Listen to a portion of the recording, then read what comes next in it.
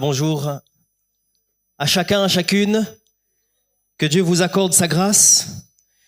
J'oserais dire merci à notre sœur qui a bien voulu partager avec nous ce bienfait que Dieu lui accorde. Et si vous me le permettez, eh bien, je dirais aussi merci au Seigneur qui est simplement en train d'ouvrir un boulevard pour que moi maintenant je puisse partager avec vous. Ma thématique de ce matin, elle est, on pourrait dire, sur le papier relativement simple. À le vivre, c'est peut-être par moment autre chose, mais je conclurai quelque part, je résumerai mon partage en disant cela. On a vraiment besoin de Jésus, parce que c'est lui qui est notre espoir. Jésus, notre espoir. Nous sortons d'un week-end magnifique, on a vécu des temps vraiment forts. Si t'étais pas là, t'as raté quelque chose. Je dis ça, je dis rien, mais t'as vraiment raté quelque chose si t'étais pas là. Avec cette thématique de la résilience, pour nous encourager à ne pas lâcher, à avancer malgré la tempête qui fait rage, résister, affronter les montagnes qui sont les nôtres et que nous soyons vainqueurs par la grâce de Dieu, parce que Jésus est là.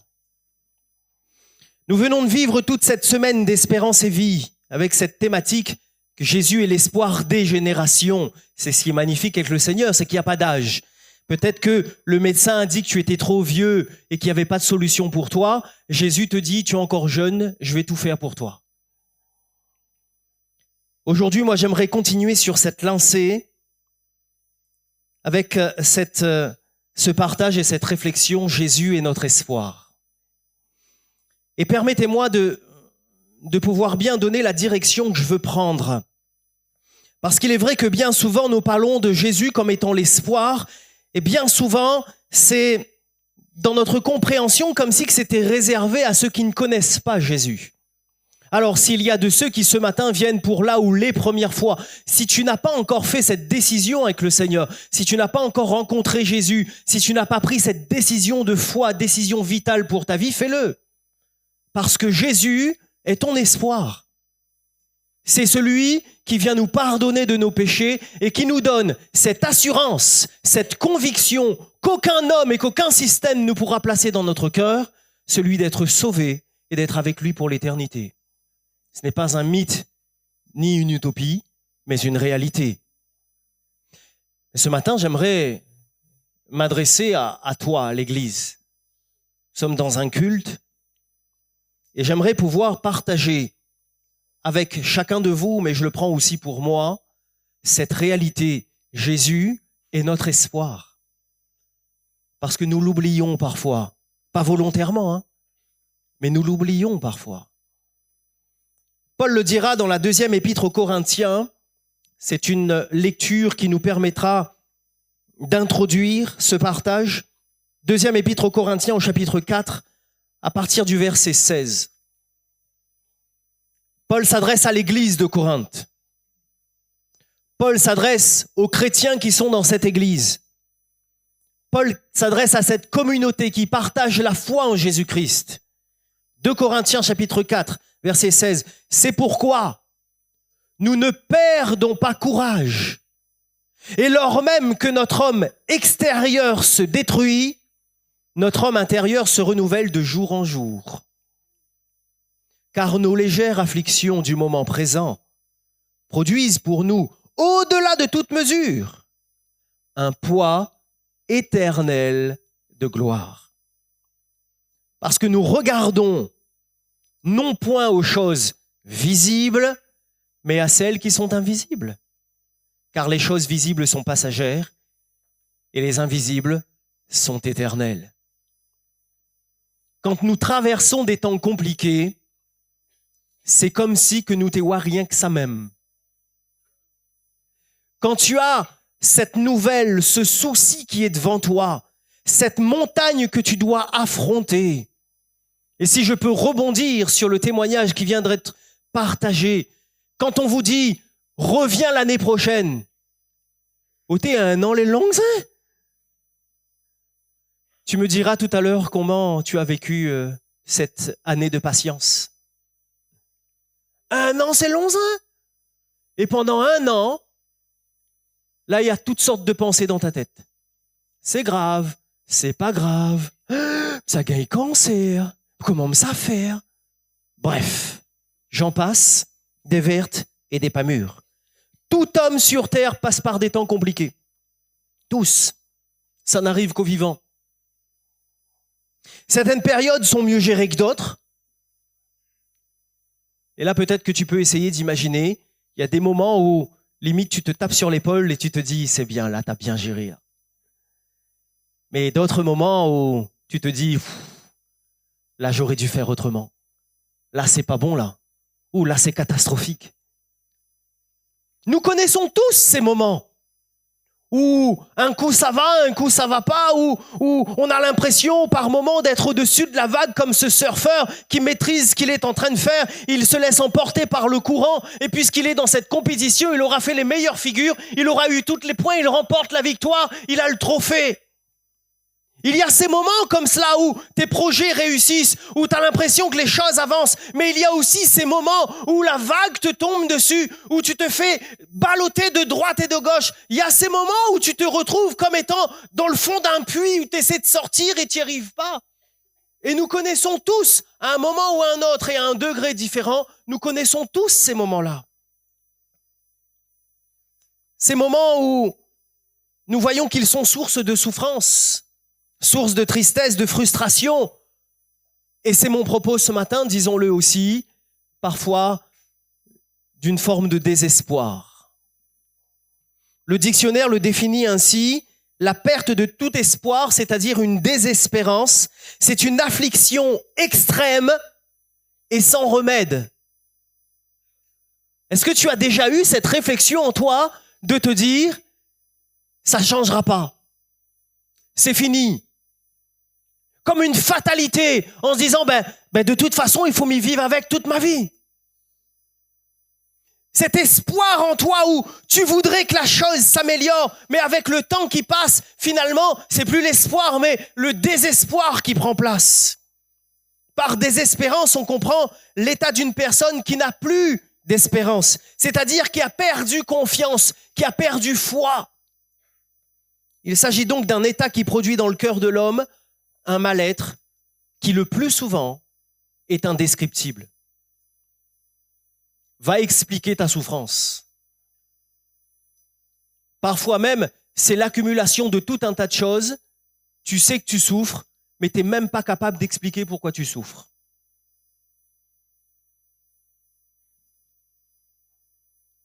Il est important pour moi de rappeler ce matin que Jésus est notre espoir. C'est pas juste un langage biblique que je donne là. Hein. C'est pas une expression comme ça parce que ça fait joli. Hein. C'est une réalité. Jésus est notre espoir. Je me souviendrai toujours de ce moment où, c'est vrai qu'à l'époque, je connaissais pas le Seigneur, j'avais entendu parler de lui. Je me permets de faire une petite parenthèse. Entendre parler de Jésus ne suffit pas. Mais reçois cette parole dans son cœur et engage ta vie sur cette parole. Je me souviens de ce moment où j'avais entendu parler de Jésus, puisque quand j'étais petit, papa m'amenait à l'église. Et d'ailleurs, certains d'entre vous ici m'ont connu quand j'étais plus petit que je venais ici. Mais arrivé à un moment, je me souviens de cette pensée qui était en moi, de cette décision arrêtée, où je me suis dit, je vais en finir. Ce désespoir qui grandit de plus en plus dans le cœur nous pousse parfois à prendre des décisions qui ne sont pas les meilleures, mais parce que ces décisions sont prises uniquement sur le désespoir qui a grandi en nous. J'étais prêt à commettre l'irréparable. Et ce qui pour moi était impossible de changer, je vous le donne en 1000, Jésus l'a fait. Jésus a changé. Nous lisons dans le livre de Job, et il le dit, « Si j'ai mis dans l'or ma confiance, si je dis alors, tu es mon espoir,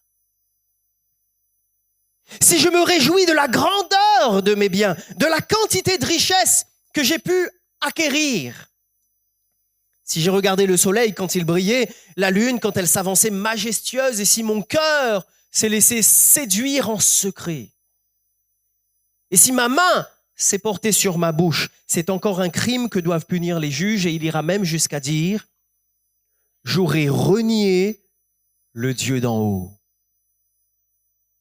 Nous devons toujours garder notre espoir dans le nom de Jésus. Vous comprenez que ce matin, je ne parle pas tant du salut, je ne parle pas tant du pardon de nos péchés. Nous pouvons avoir accepté Jésus, nous pouvons être remplis de confiance quant au fait qu'il nous a pardonné, qu'il nous a sauvés, mais par moments nous traversons des situations qui nous accablent tellement que c'est plus le désespoir qui prend place au point de nous faire baisser les bras et parfois de se dire « j'arrête ». Ça peut être le cas de quelqu'un dans son service pour Dieu. Ça peut être le cas de quelqu'un dans sa fidélité, peut-être à cause de toutes les difficultés que tu as à endurer, de ceux qui sont autour de toi et qui veulent te freiner dans ta foi. Ça peut être à cause peut-être d'un temps où effectivement tu es malade et que tu estimes que ce temps de maladie est trop long. Mais Seigneur, tu es où? Est-ce que tu m'as abandonné? Est-ce que tu m'as oublié? On ne remet pas en cause le fait que Christ sauve, le fait que Christ pardonne nos péchés. On ne remet pas en cause le fait que Christ est le divin médecin. Mais c'est comme si qu'à ce moment-là, il le pouvait pour les autres, mais qu'il ne le pouvait pas pour moi. Doit-on considérer que le manque d'espoir n'est que pour les inconvertis? Parce que quand on est chrétien, on connaît plus ça, nous. Ou peut-être, pourrais-je poser cette question, un chrétien ne passe-t-il pas aussi, par moments, par ce type de difficulté? On va faire un petit sondage. C'est volontaire de ma part. On va faire un petit sondage. Qui a déjà connu, en tant que chrétien, qui a déjà connu ce moment où il y avait comme une forme de désespoir dans son cœur à cause de la situation qu'il doit affronter? On va faire un petit sondage là. Qui peut dire moi ça? Et les autres, ils lèvent pas la main.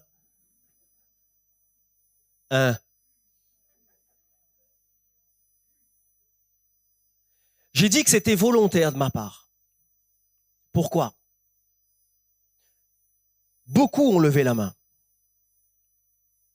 Et j'irai même jusqu'à dire, normalement, tous on lève la main. C'est pour te rappeler que tu es normal. C'est important de le dire. T'es pas fou. T'es pas un mauvais chrétien.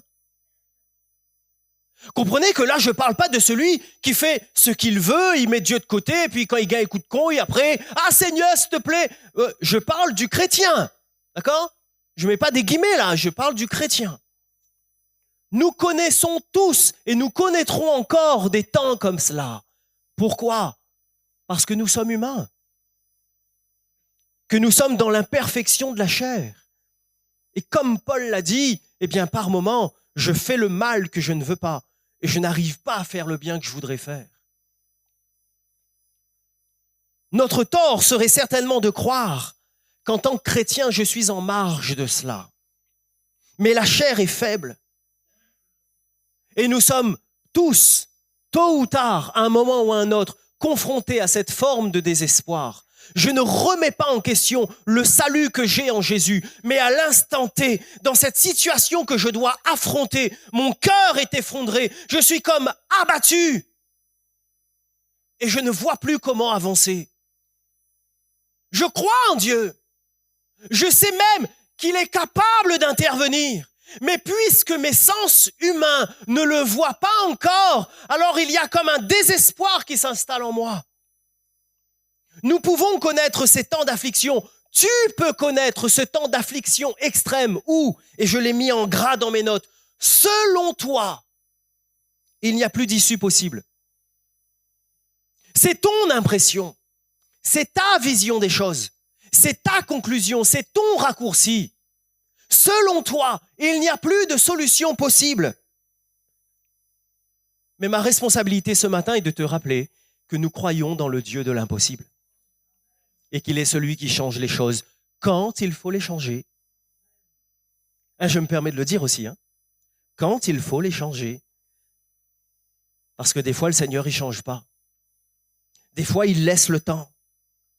Quand on est dedans, on ne comprend pas. Et quand on arrive au bout de la chose, c'est là qu'on se dit, Seigneur, maintenant je comprends pourquoi tu m'as fait passer par là. Et heureusement que c'est toi qui as fait, parce que si c'était moi, j'aurais tout cassé. Le psaume 130 et le psaume 131. Je laisserai la lecture entière de ces deux psaumes pour votre lecture personnelle. Mais je m'arrête sur ces versets particuliers de ces deux psaumes, où il est dit « Israël ». Et là, tu mets ton prénom à la place. C'est comment ton prénom? Dis un coup là. Mets ton prénom à la place. Israël, mets ton espoir en l'Éternel. Car la miséricorde est auprès de l'Éternel et la rédemption est auprès de lui en abondance. Le psaume 131 nous dit « Israël », et là, mets ton prénom à la place. Israël, mets ton espoir en l'Éternel. Pas demain, mais dès maintenant et à jamais. N'arrête pas de garder confiance dans le Seigneur, même si tu sens pas, même si tu vois pas, même si tu n'entends pas, même si tu ne touches pas la bénédiction. Ne cesse de garder ton espoir en Christ parce qu'il est ton espoir et c'est lui qui changera les choses. C'est lui qui aplanira les sentiers. C'est lui qui fera en sorte que la montagne s'enlève de là et qu'elle se jette dans la mer. Parce que lorsqu'il est parlé de la foi pour qu'une montagne se déplace, ce n'est pas par la capacité de ma foi, mais par la réalité de ma foi en celui qui est capable. Et c'est lui qui bouge les montagnes. Et si le Seigneur insiste autant sur la possibilité de mettre son espoir ailleurs, donc de perdre son espoir et son espérance, c'est que c'est possible pour nous. Mais il nous encourage en nous demandant de garder confiance en lui. Faisons cette lecture ensemble du psaume 146, s'il vous plaît. Le psaume 146, où il est dit ceci, le psalmiste dira, interpellant chacun de nous, « Louez l'Éternel !» Et ensuite, il s'interpelle lui-même. Et j'aimerais t'encourager à cela ce matin, que tu te reprennes toi-même, que s'il le faut, tu te mettes une petite caresse là. Allez Michael, reprends-toi un coup maintenant. Le psalmiste se reprend lui-même et il dira, « Mon âme, loue l'Éternel. » Pourquoi? Je louerai l'Éternel tant que je vivrai. Peu importe ce que j'ai à affronter, tant que j'ai le souffle de vie sur cette terre, je louerai l'Éternel. Je célébrerai mon Dieu tant que j'existerai. Et regardons les paroles qui suivent. Ne vous confiez pas aux grands. Ne place pas ton espoir dans ce qui paraît être grand sur cette terre. Ne place pas ton espoir dans ce qui paraît être brillant sur cette terre. Ne place pas ton espoir sur les seules capacités des hommes. Ne vous confiez pas aux grands, aux fils de l'homme qui ne peuvent sauver. Leur souffle s'en va, ils rentrent dans la terre. Et ce même jour, leurs desseins périssent. Mais il est dit, heureux celui qui a pour secours le Dieu de Jacob. Heureux celui qui met son espoir en l'Éternel. Ce terme heureux et cette joie que seul Dieu peut donner n'est accessible que lorsque nous mettons notre espoir en l'Éternel. Il a fait les cieux et la terre, la mer et tout ce qui s'y trouve. Il garde la fidélité à jamais. Il fait droit aux opprimés. Il donne du pain aux affamés. L'Éternel délivre les captifs. L'Éternel ouvre les yeux des aveugles. L'Éternel redresse ceux qui sont tombés. L'Éternel aime les justes. L'Éternel protège les étrangers. Il soutient l'orphelin et la veuve, mais il renverse la voix des méchants. Si tu dois te remettre en question ce matin, fais-le. Si tu as peut-être placé ton espoir ailleurs qu'en Dieu, t'appuyant plutôt sur ton compte en banque, t'appuyant plutôt sur une perspective professionnelle, t'appuyant plutôt sur tout ce que tu as déjà acquis, j'aimerais t'encourager ce matin à ce que tu tournes ton regard vers une autre direction, vers Jésus-Christ, qui change toute chose parce qu'il est l'espoir de chacun. L'Éternel règne éternellement, ton Dieu au Sion subsiste d'âge en âge. Louez l'Éternel. Alors j'aimerais prendre un exemple avec vous, celui de Méphibosheth. Nous sommes dans le 2e livre de Samuel au chapitre 4. Et nous lisons au verset 4 ceci. Jonathan, fils de Saül, avait un fils perclus des pieds et âgé de 5 ans, lorsqu'arriva à Jizréel la nouvelle de la mort de Saül et de Jonathan. Sa nourrice le prit et s'enfuit. Et comme elle précipitait sa fuite, il tomba et resta boiteux. Son nom était Méphibosheth. Ce jeune garçon, quand je regarde un petit peu le contexte dans lequel il est né, je mets de côté pour l'instant l'handicap dont il souffre, mais regardons où il est né. Il y a certains qui ont mis en chanson cette expression « Nous ne sommes pas tous nés sous la même étoile ». Si toi t'es né sous une feuille-tôle, lui il est né dans un palais. Il a tout à sa disposition déjà. Il est né dans le palais. Il va grandir dans le palais. C'est le petit-fils du roi. Il peut même se narguer en disant « Hey, mon papy, c'est celui qui commande. Et si tu m'ennuies, je vais voir papy et... » Quand il vient voir papa, qui est le fils du roi, « Papa, je veux ça. Papa, je veux ça. Papa, je veux ça. » Vous m'avez entendu la Porsche? Quelqu'un veut une Porsche? Achète 2 alors. Il peut se permettre de vouloir. Vous imaginez les perspectives qui sont devant lui? C'est limite s'il n'a pas le choix en se disant « Qu'est-ce que je ferai comme travail plus tard ?»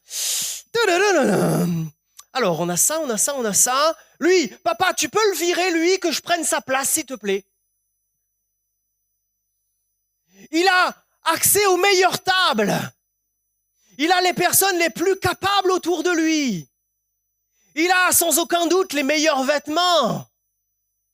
Qu'au ça on mange ce midi? Allez les nanas en double, en quadruple, en je sais pas combien, la table au roi, les pleins. Vous imaginez les perspectives là? Je suis sûr qu'il y en a, ils s'imaginent déjà là dans le palais là. Hein, t'as fait ton petit film là, c'était Hollywood dans ta tête, tu te vois déjà. Ah ouais, moi j'aurais telle robe avec une pierre précieuse, la plus grosse, la pierre tellement grosse qui marche comme ça. Et le sac. Mais il se passe quelque chose. Il y a une guerre. Et voilà qu'une nouvelle arrive au pays. Le roi est mort. Le fils du roi est mort. Là, c'est plus pareil, là. Parce que si l'ennemi arrive jusque-là, toute la lignée du roi, donc la nourrice, quand elle s'enfuit, elle sait ce qu'elle fait. Il y a un réel danger. Alors elle prend l'enfant, dans sa précipitation, elle court, l'enfant tombe. Et puis il disparaît, Méphibosheth, on n'en entend plus parler. Destiné à vivre dans un palais, Et puis finalement, il vivra dans l'oubli, destiné à vivre dans les meilleures tables. Et puis finalement, il va grandir dans un village, je ne sais où. Y a-t-il des grands-parents dans la salle? On va faire un petit sondage là. Lève ta main si tu es grand-parent. Grand-papa, grand-maman. Ou il dit plus trop pépé comme elle a, hein? Papi, mamie. Ah, pardon. Et ce petit enfant-là, quelque part, c'est pas les votes, hein, c'est pas où l'a fait. Mais bon, c'est aux petits enfants. Tu es prêt à quoi pour faire du bien à cet enfant-là? Tu es prêt à quoi pour donner tout ce qu'il faut à cet enfant-là? On est prêt à beaucoup de choses pour nos enfants. Hein. S'il faut que m'y mange pas pour que c'est lui qui mange, pas de problème. S'il faut que m'y marche pieds nus pour qu'il ait un soulier, pas de problème. S'il faut déchirer un morceau la chemise pour que Lily il est habillé, pas de problème. On est prêt à tout pour bénir cet enfant-là. Méphibosheth est le petit enfant du roi. On peut dire qu'il avait droit et accès à tout, mais tout s'écroule et rien ne va plus. Il tombe dans l'oubli, on ne parle plus de lui. Les perspectives d'avenir, vous voyez tout ce film que vous vous êtes fait dans votre tête là? Quand je parlais du palais, des robes, le sac, la poche, oublie tout. C'est fini. Méphibosheth n'a plus droit à rien. Tu tires un trait dessus, c'est fini. Alors peut-être que tu penses que tu as été abandonné. Ou, comme Méphibosheth, peut-être que tu penses que tu as été oublié.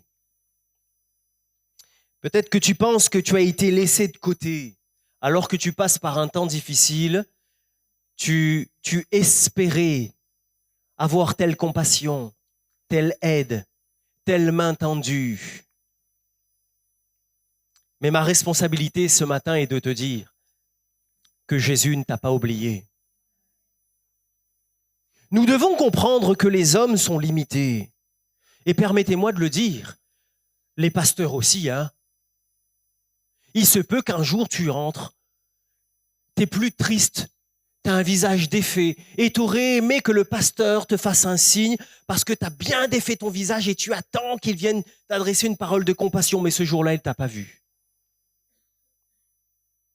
Je vais vous livrer un secret, ça peut arriver parce que nous n'avons rien que deux yeux, n'a point plus. Et encore, on m'a obligé de rajouter un affaire pour essayer de voir un peu mieux. Nous, on peut passer à côté, qui qu'on soit. Mais Jésus ne t'a jamais oublié. Jamais. Le roi David, qui descend de la promesse de Dieu, avec un cœur différent des autres rois, va lui tendre la main et il va dire: est-ce qu'il y a encore quelqu'un de la famille de Saül, la famille de Jonathan, parce que je veux l'honorer? Il va interroger l'un de ses serviteurs. Ben oui, on a encore Méphibosheth. Alors, allez le chercher, ramenez-le, alors que tout paraissait perdu, alors qu'on avait déjà tiré un trait sur toute espérance, sur tout dénouement heureux, sur toute possibilité, sur tout sursaut qui donnerait une solution bien plus agréable que celle qui était prévue. Alors que nous nous rendons compte que tout est fini au moment où on ne le voit pas arriver, parce que le temps de Dieu n'est pas le nôtre, mais voilà que le Seigneur, il agit. David dira, alors qu'il avait le droit, avec tout ce que Saül lui a fait subir, quelque part, en tant que roi, il a le droit de dire, reste-t-il encore quelqu'un pour que je puisse le tuer? Mais il dira, reste-t-il encore quelqu'un que je puisse l'honorer, que je puisse le bénir?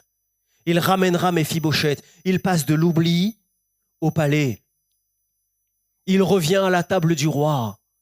Et David va même lui donner toutes les propriétés qui appartenaient à son père.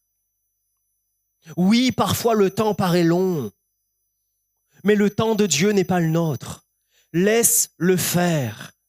Garde confiance en lui, gère ta vie, engage-toi dans ce que tu dois faire, marche dans le sens que tu dois marcher, résiste et affronte selon la foi. N'oublie pas de regarder à Christ sans cesse. Et malgré les difficultés, avance avec cette force que tu as, parce que l'Esprit de Dieu sera toujours là pour t'aider. Il est de nouveau dans le palais, il est de nouveau à la table du roi, il récupère les biens. Le Seigneur donne un sens à sa vie comme personne n'aurait pu le faire. Et je me permets de le dire pour ce matin, Jésus, le roi issu de la promesse, le Messie issu de la prophétie, il vient dans notre vie, il vient dans ta vie t'installer à la table du roi des rois. Ton histoire est peut-être jonchée de chutes. Ton histoire est peut-être jonchée de blessures. Ton histoire est peut-être jonchée d'handicap même. Mais en Christ, les choses changent et il nous rend plus que vainqueurs sur toutes les souffrances que tu dois endurer. Le temps passe vite, alors j'avancerai. Mais peut-être terminer par cet homme. Se crucifier à côté de Jésus. Parce que s'il est vrai qu'au départ, ces deux crucifiés se sont mis à insulter le Seigneur. Mais à un moment, comme cela a été rappelé dans la semaine Espérance et Vie, à un moment, il y en a un qui comprend, qui accepte la parole et la grâce de Dieu. Et il dira, mais notre châtiment à nous, il est mérité. Et s'adressant à Jésus, il dira, mais souviens-toi de moi quand tu viendras dans ton règne. Ah, cette parole de Jésus. C'est la vérité ce que je suis en train de te dire. Aujourd'hui même, tu seras avec moi dans le paradis. Cet homme, il en a commis des erreurs. Hein, et il va l'avouer lui-même. Nos fautes méritent la sanction. On aurait tellement à lui reprocher à cet homme-là. Avons-nous conscience que si nous nous livrons au sport national de la Réunion, le commérage, est-ce qu'on a conscience que l'on peut trouver quelque chose à dire sur tous? Ce type peut trouver un affaire pour dire sur moi, peut-être même beaucoup, mais peut trouver un affaire pour dire sur aussi. Hein? Sur cet homme, on en aurait tellement à dire, tellement. Son châtiment est juste, il récolte ce qu'il a semé. Sur le bois, face à la douleur extrême de la crucifixion et surtout face à la personne du Christ, ses yeux s'ouvrent, il accepte de voir la réalité en face et il accepte de se remettre en question. Dernière minute,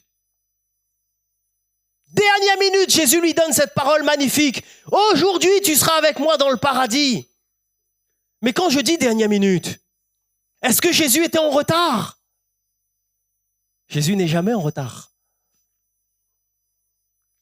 Alors je me suis posé la question, parce que souvent nous on dit dernière minute. Vous avez jamais eu l'impression que c'était comme si que le Seigneur, des fois il nous répondait, mais vraiment dernière minute.